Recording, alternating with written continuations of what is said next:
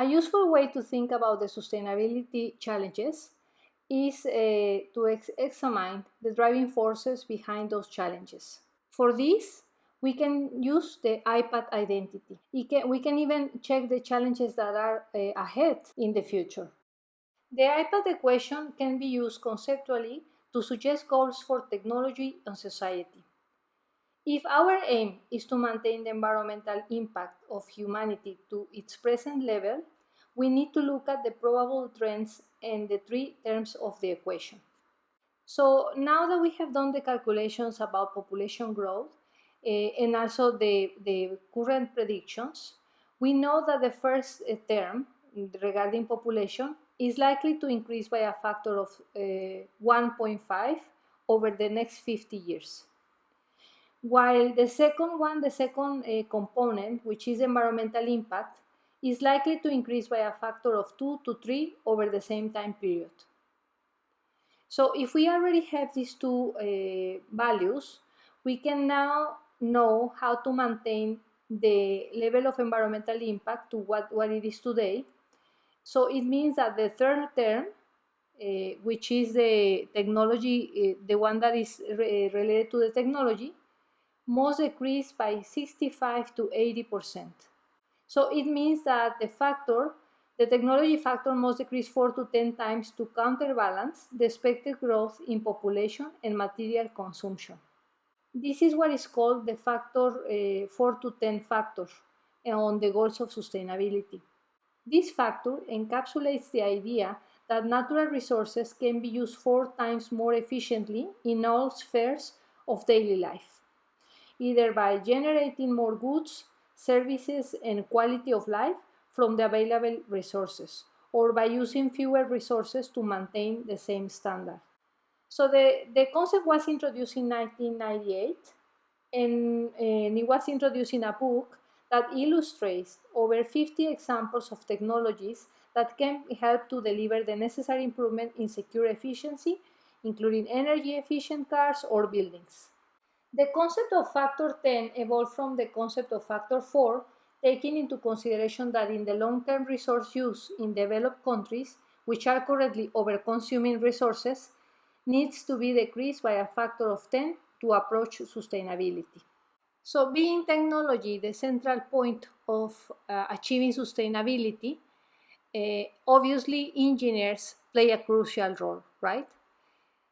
But engineers are part of many environmental problems that we face today, and we need to be aware of this. So the environmental problems are caused by technology developments that have increased of life standards, but have a cost, an environmental cost, right? But now we have the opportunity to be part of the solution. And the solution now also, we have examples of solutions, engineering solutions, such as the development of wastewater treatment plants, solid waste management plants, the improvement of green energy solutions, and also the improvement of buildings that are more sustainable, right? So engineers play a key role on sustainability. But now we have to evolve the way that we develop technologies into a way that involves environment, society, and economics. For this, we're going to start learning some key concepts. The first one is systems thinking. So a system is a set of things interacting in a way that produces something greater than the sum of its parts. So systems thinking is concerned with expanding our awareness to see the relationship between parts and wholes rather than looking at just discrete, isolated parts, and it is particularly useful in addressing complex situations. So we have already discussed systems thinking because this is connected to feedback loops that we discussed during during the climate change lectures. So systems thinking helps us to see the big picture and enables to identify multiple leverage points that can be addressed to solve the problem. It also helps us to see the connectivity between elements in the situation so as to support join-up actions. At early stages of an engineering project, a systems thinking approach is needed for the integration of sustainability in the planning and design, as it enables to look at an issue in a broader context. So we're going to have an example of how to apply systems thinking. The example is about biofuels. We know that biofuels can reduce emissions of greenhouse gases if they replace fossil fuels. It has also been shown that large-scale expansion of biofuels could lead to the reduced supply of food crops and feed crops and thereby result in increasing food prices. So in order to promote sustainability, it is important to see those side effects and to consider them on the decision-making process. Another key concept that can help us to achieve sustainability is life cycle thinking. Life cycle thinking extends the boundaries of the production site and manufacturing process to include environmental, social, and economic impacts of a product over its entire life cycle. So with this kind of thinking, we aim to reduce the resource that is used for a product, the emissions that are to the environment, as well as to improve its socioeconomic performance through its life cycle. So this figure shows in a schematic manner the different stages of a product life cycle. You can see that it starts from the extraction of natural resources, the extraction of raw materials, design and production, packaging and distribution, use and maintenance, disposal, and then incineration and landfilling. But in this section is where recovery is important. How much can be recovered and can enter the cycle? And not only on the disposal phase, we can also have some sections where it enters again into the loop on the design, on the packaging and distribution, or on the extraction of raw materials, for example. Through the life cycle thinking approach, negative impacts are minimized while avoiding burden shifting between life cycle stages or between environmental impacts. So this life cycle thinking is a decision-making tool, very important for envisaging or devising and implementing effective sustainable strategies. So as mentioned to you before, sustainable development can only be achieved if society, economics, and the environment are simultaneously taken into consideration. So now as engineers, you need to, aside of being aware of design standards, budgets, and safety, now you also need to follow the way of measuring sustainability along to these other aspects of your career. So to talk about sustainable and to start having the discussion about how to quantify sustainability, we need to talk about circular economy. So the connection about these two concepts is the fact that if we want to achieve a regenerative state, it means that the products or the things that we extract must be maintained within the loop for longer periods. This is something opposed to the normal practices of the linear economy, where we extract resources, we take, we make, we dispose, and we waste. Now we want to, we're going to later discuss in more in detail this circular economy concept, where we divide what is biological materials and what is technical materials, and we want to find niches where we can continue maintaining, we want to maintain these materials within the loop, or in order to avoid or to reduce the amount of extraction that we have.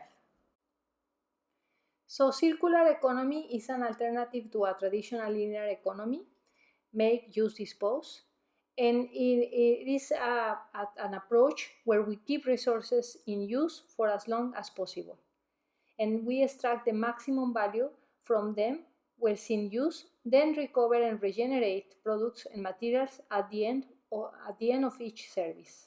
This concept is also very different from recycling, because recycling only covers one of the sections of the stages of the process of the stages of a product, rather than trying to maintain within the loop all the components of these processes. So now that you will see the video explaining circular economy, you will come to the realization that at this point in humanity, recycling is not enough, and in many cases is not an option because of the way that we create products.